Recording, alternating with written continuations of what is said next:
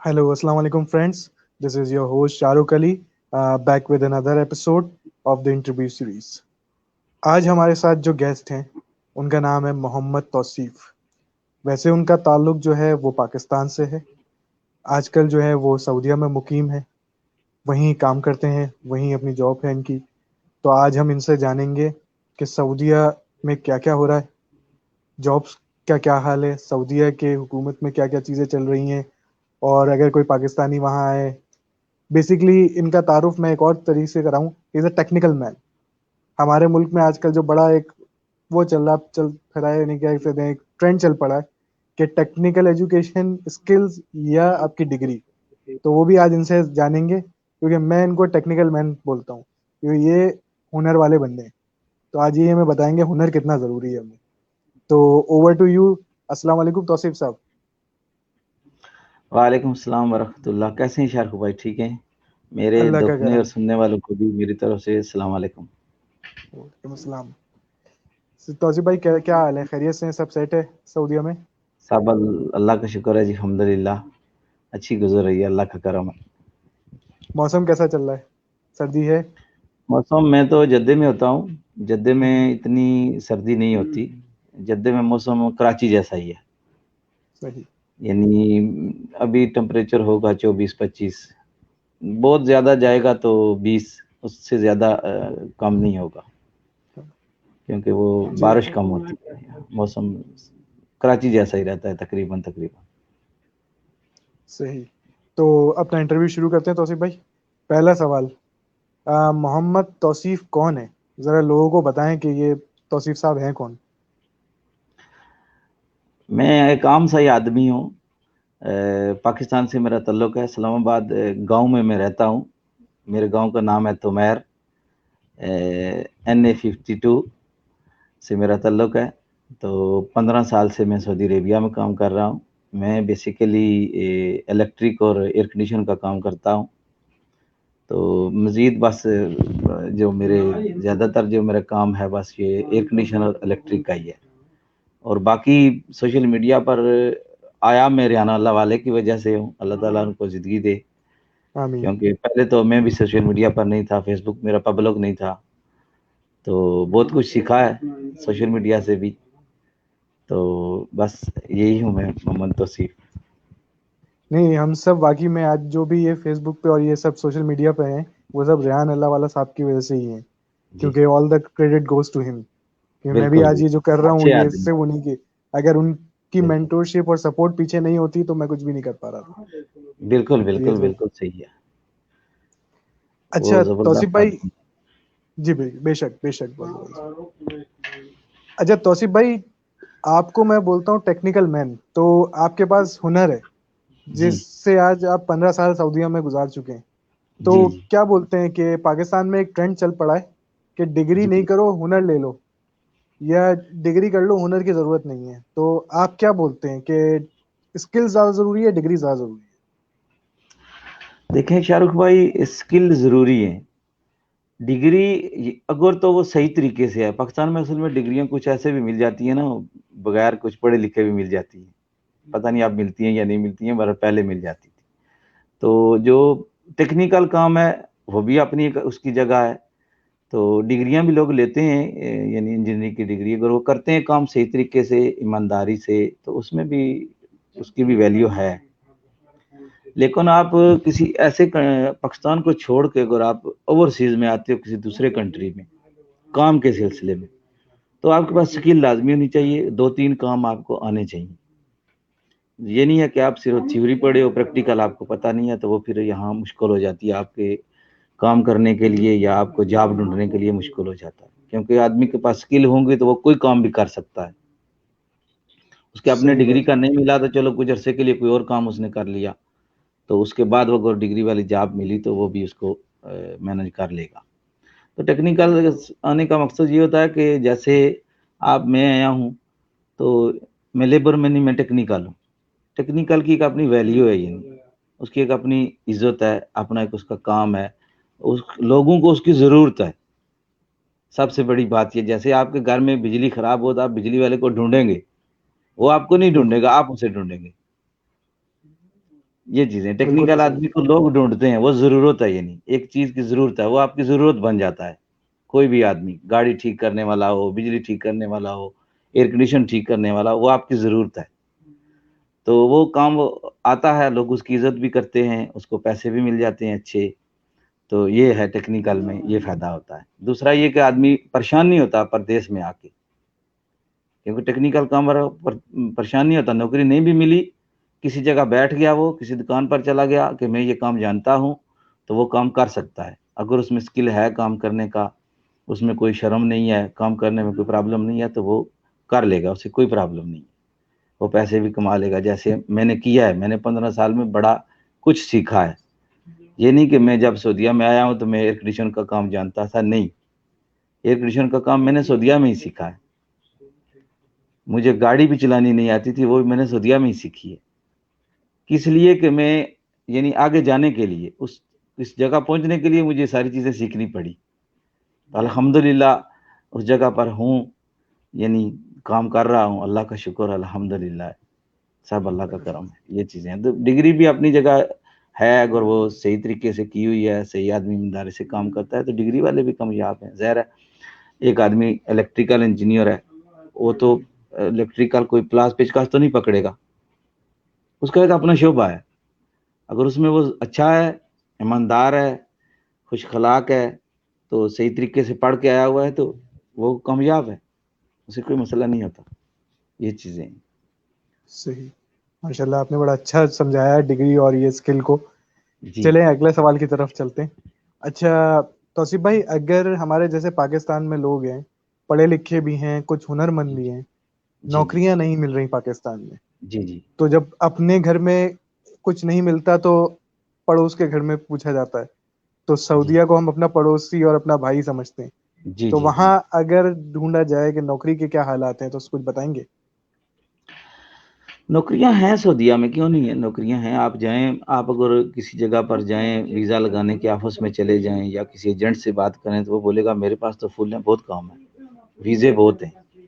ویزے نکلتے, پہلے نکلتے ہی بہت تھے. یعنی پہلے تو یہ تھا سعودیہ میں کہ ایک سعودی یعنی ویزے کاروبار تھا ان کا. اب تو خیر کم ہو گیا, یعنی کاروبار سے, یعنی میں نے, میرا کوئی جاننے والا سعودیہ, میں نے انہیں سے بولا یار کوئی 10 ایک ویزے نکلواؤ, تو اس میں آپ کو بھی فائدہ ہوگا اور مجھے بھی ہوگا. سب سے زیادہ نقصان اس چیز میں لوگوں کو ہوا ہے. یعنی میں نے ویزا لیا, ویزے کی بیسیکلی جو فیس ہے وہ 2000 ریال ہے گورنمنٹ کی. اس نے 10 ویزے کا 40,000 دیا گورنمنٹ میں, ویزے 12 آ گئے. ویزے میں نے پاکستان بھیجے, میں نے 2000 اوپر اس کے رکھا, 4000 کا ہو گیا ویزا. آگے ایجنٹ نے ان سے کتنے لیے, 10,000 ریال لیا, 12,000 ریال لیا, یعنی پاکستان کا آپ کر لیں 6 لاکھ 7 لاکھ روپیہ بھی دے کے لوگ آئے ہیں, اور جانتے کچھ بھی نہیں ہے, زیرو آئے ہیں. ایئرپورٹ پہ اترے ہیں, انہیں کچھ پتہ نہیں ہے, نہ ان کو کوئی کام کا پتہ ہے. لیبر ویزے پر آئے ہیں, جسے کہتے ہیں لیبر, یعنی آ کے دوسرے چوتھے دن وہ روڈ پر بیٹھ گئے, کوئی آیا کام کے لیے تو لے گیا, نہیں تو واپس آ گئے.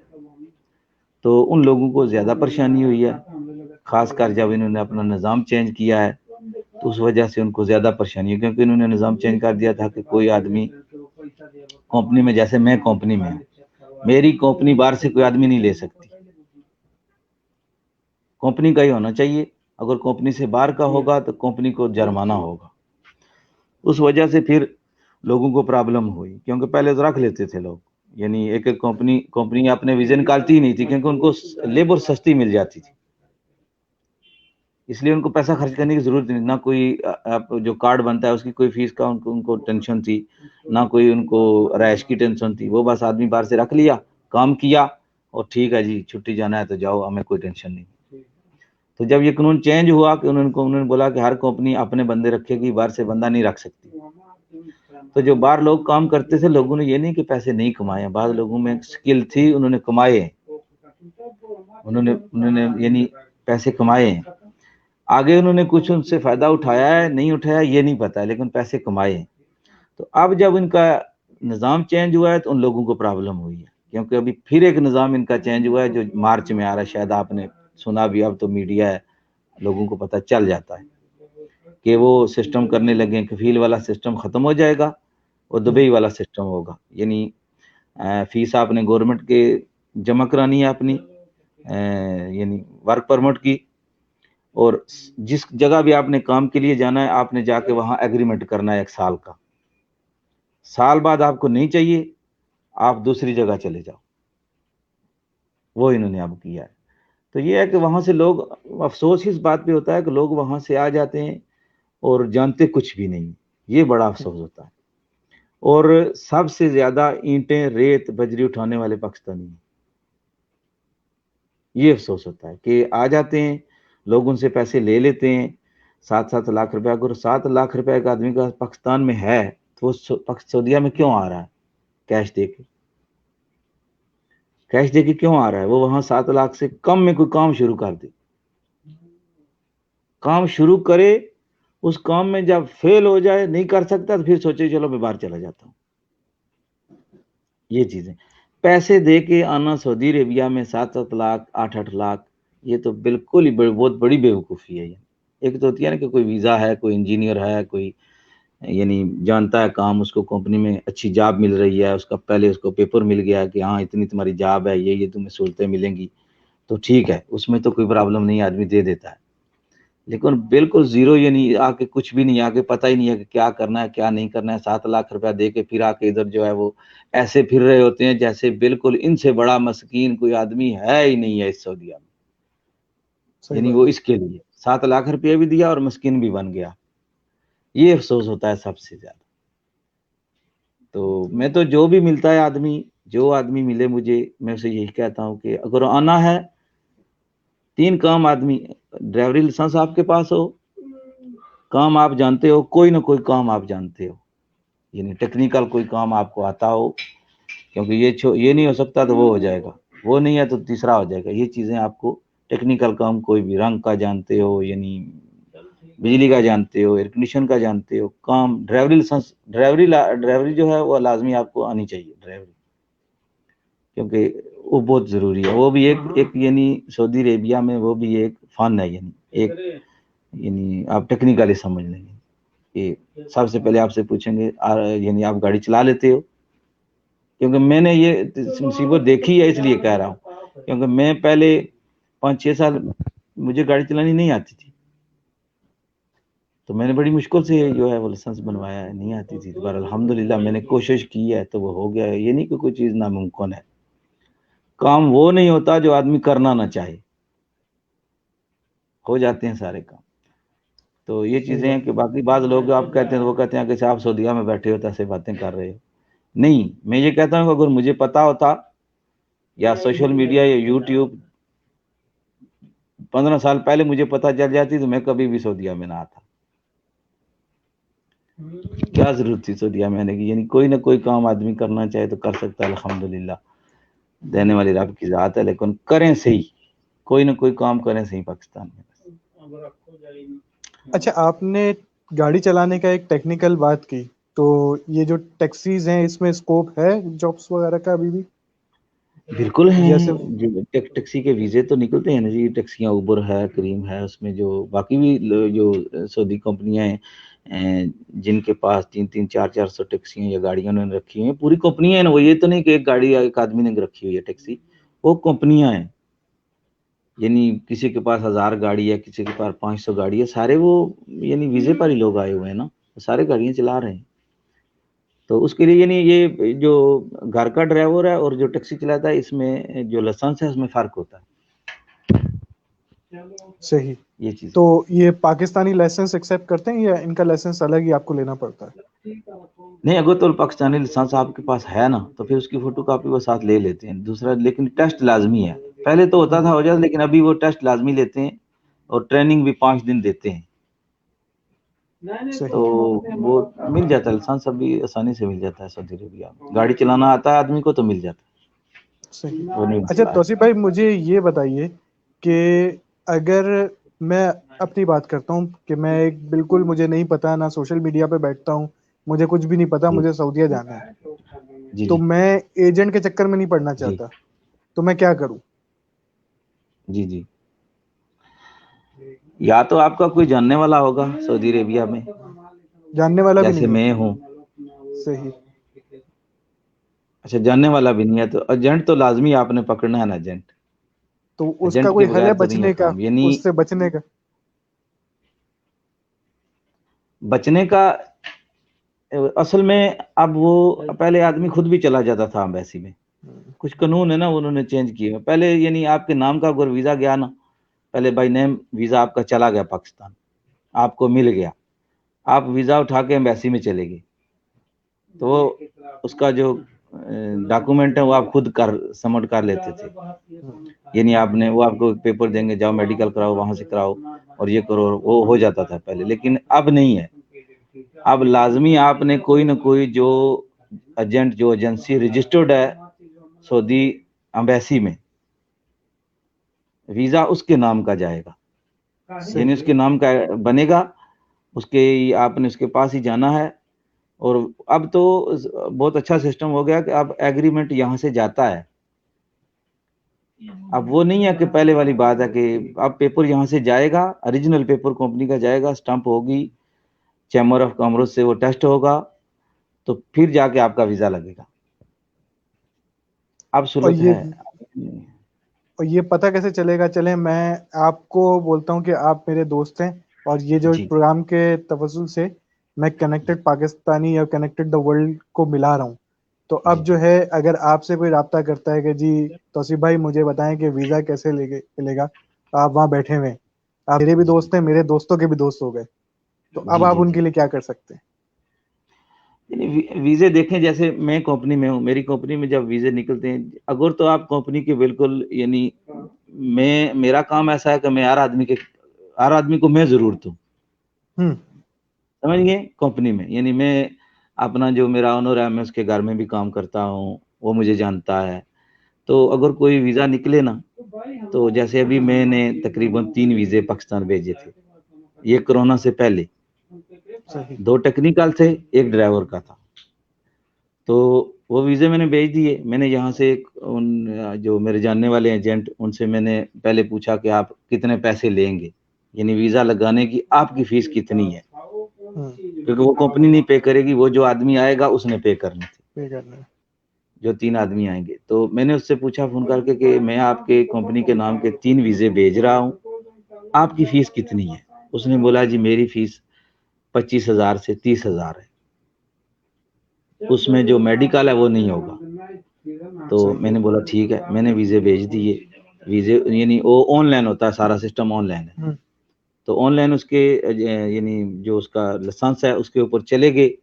پھر یہاں سے میں نے ان کے جو ایگریمنٹ ہیں وہ بھیجے، ان کے پاسپورٹ کی فوٹو کاپیاں لگائیں، ان کے نام لکھے گئے کہ ہاں یہ نام ہے، یہ ان کا پاسپورٹ ہے، یہی آدمی آئیں گے. اب فراڈ نہیں ہے، مشکل ہے، دوسرا آدمی نہیں آ سکتا.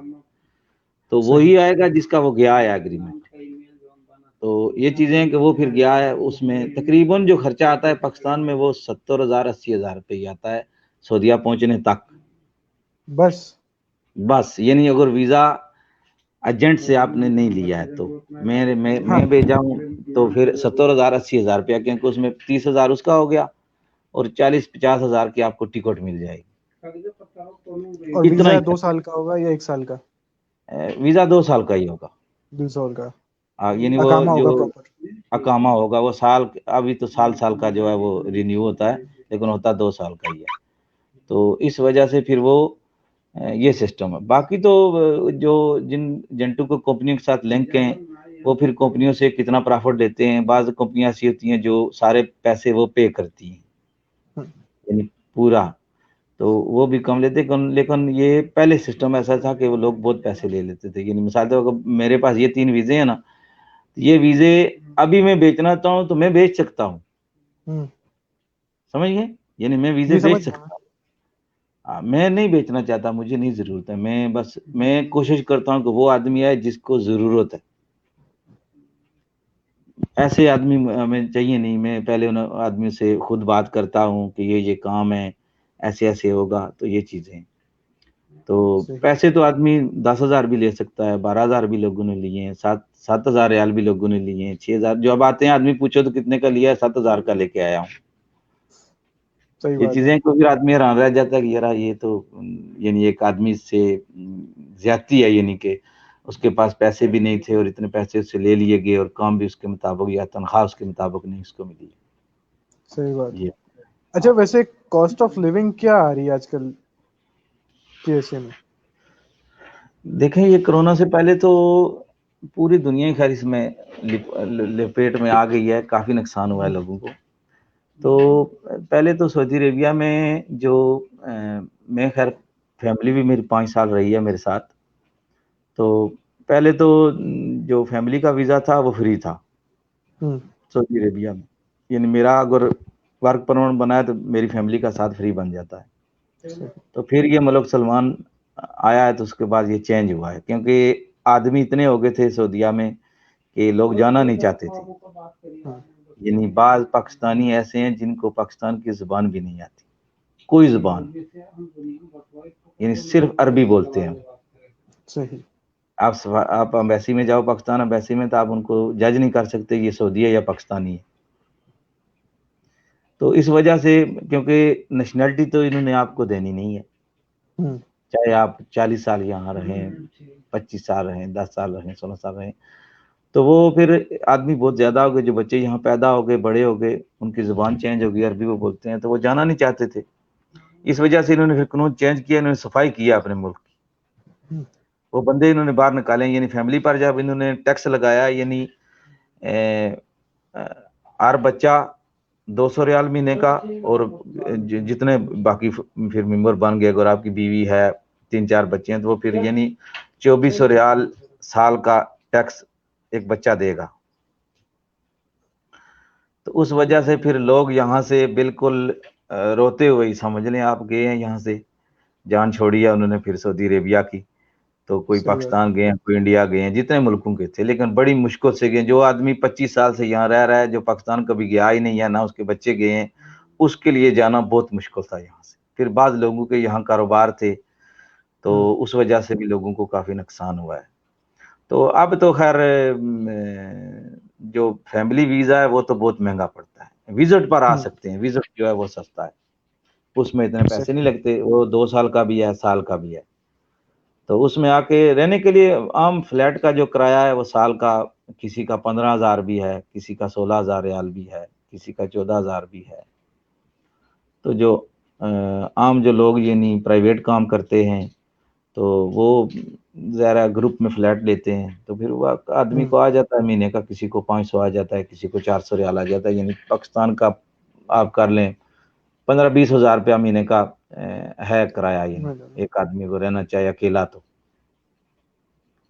یہ چیزیں ہیں. اچھا جی توصیف بولیں بھائی، آپ. جیسے کوئی ٹیکنیکل بندہ ہے آپ کی طرح، کوئی الیکٹرک کا کام جانتا ہے یا اے سی کا کام جانتا ہے یا گاڑی چلانا جانتا ہے، جی اس جی کے پاس جو ہے وہ ویزا نہیں آ رہا، کوئی کمپنی ویزا نہیں دے رہی، تو جی وہ ڈائریکٹ آ سکتا ہے سعودیہ وزٹ ویزے پہ آئے اور وہاں اپلائی کر دے کہیں نوکری کے لیے؟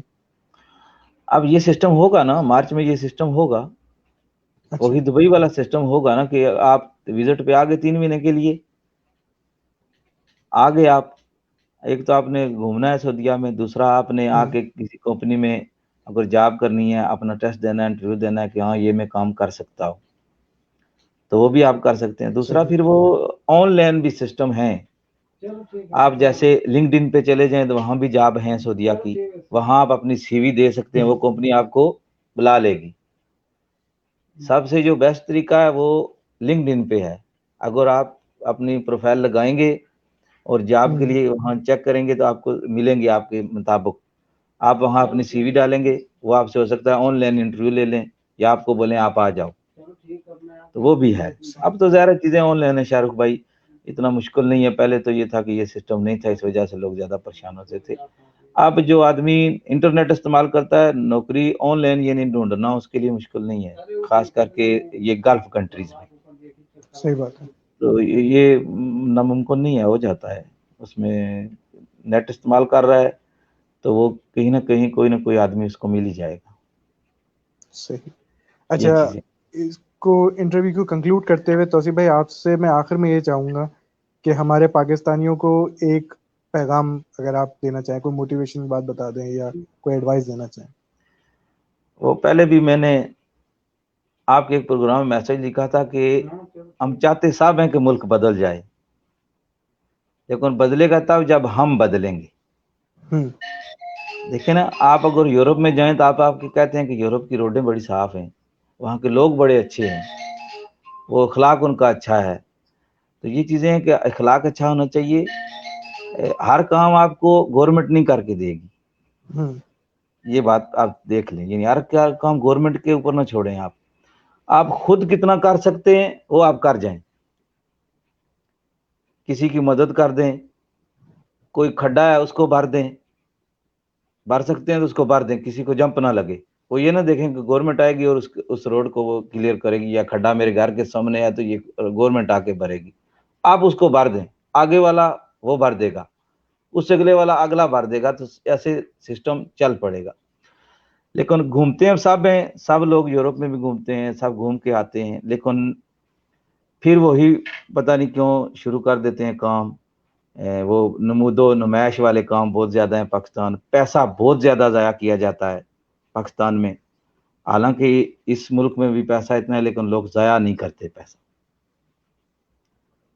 کسی جگہ پر استعمال کرتے ہیں. یہ نہیں اگر انہوں نے بہت پیسہ ضائع کرنا ہو تو کسی ملک کو گھومنے چلے جائیں گے دیکھنے کے لیے.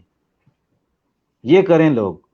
آپ نے خود بھی دیکھا ہوگا کہ لوگ یہ فضول کاموں پر پیسے کتنے ضائع کرتے ہیں. جیسے شادیاں ہی آپ دیکھ لیں، آپ پہلے ویسے ہی لوگوں کو ہو سکتا ہے برا ہوں لگے، لیکن بہت پیسہ ضائع کرتے ہیں. مجھے تو اتنا دکھ صحیح بات. ہوتا ہے کہ ہمارے جو لیڈر ہیں، قائد اعظم جو ہمیں ملک دے کر گئے ہیں، ہم ان کے پاؤں کے نیچے ان کو رکھتے ہیں. تو پھر ہمارے پر اللہ تعالیٰ کا کرم کیسے ہو صحیح جب ہم بات ہے. اس کی عزت نہیں کر سکتے. آپ سعودیہ میں کوئی نوٹ روڈ پر پھینک کے دکھائیں، نہیں پھینکنے دیتے. یہ چیزیں کہ بس کچھ کریں، بس فارغ نہ رہیں. جو بھی ہیں جانتے ہیں، جتنا جانتے ہیں کچھ کرنے کی کوشش کریں، کام کریں، بس سٹارٹ کریں. یعنی اپنا کام کرنے کی کوشش کریں. یہ نہ سوچیں کہ نوکریاں ملیں گی گورنمنٹ کی، یا تب میرے لیے نوکری ہوگی تو وہ میں کروں گا. نہیں، کوئی نہ کوئی کام کریں آپ، نوکری بھی آپ کو مل ہی جائے گی انشاءاللہ. صحیح بات. ہو انشاءاللہ سکتا ہے تعالیٰ. آپ کمپنی میں لا رہے ہیں تو اس کمپنی میں آپ 10 آدمی کو رکھ لیں، تو وہ بھی ایک ملازمت ہی ہے، وہ بھی ایک جاب ہی ہے. بالکل ایسا یہ ہی ہے. بالکل ایسا، بالکل یہ ایسا چیز ہی ہے. بالکل ایسا. وہی آپ کی بات بڑی اچھی لگی کہ سب اپنے اپنے حصے کا تھوڑا تھوڑا کام کرتے جائیں، خود بالکل ملک ترقی کر جائے گا انشاءاللہ، انشاءاللہ بہت. کرے گا. انشاءاللہ تعالیٰ. بہت اچھا لگا توصیف بھائی آپ سے بات کر کے، بہت مزہ آیا. بہت اچھا ٹائم رکھا. آپ کا ٹائم بہت لیا، آپ نے میری وجہ سے اپنے فون آف کیے، بہت معذرت اس کے لیے. جی جی، لیکن آپ کے ٹائم شکریہ دیا، آپ کا اس کے شکریہ، بہت بہت شکریہ. صحیح ہے، تو پھر ہم یہ شکریہ انٹرویو جی. ان شاء اللہ ختم کرتے ہیں. آپ کا بہت شکریہ. اللہ حافظ. اللہ حافظ. السلام علیکم.